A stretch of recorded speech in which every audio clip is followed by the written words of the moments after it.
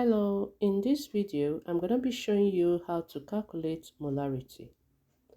This question says, determine the molarity of 25.7 grams of potassium hydroxide in 10 liters of solution. The formula for molarity is molarity equals the number of moles of solute over liters of solution.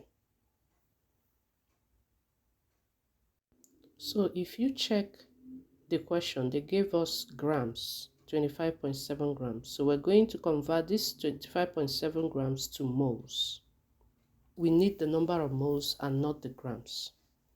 So to do this, we need the molar mass of KOH. And the molar mass of KOH is K equals 39.1, oxygen equals 16, hydrogen equals 1.008. Now we'll add everything up.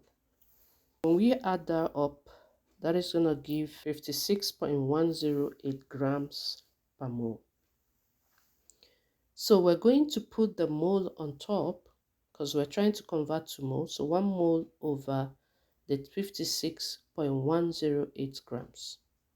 The grams we cancel, and then 25.7 divided by 56.108 will give us 0.458 mole. And that is the number of moles of KOH, which is the solute. So we're going to go ahead, and then the molarity equals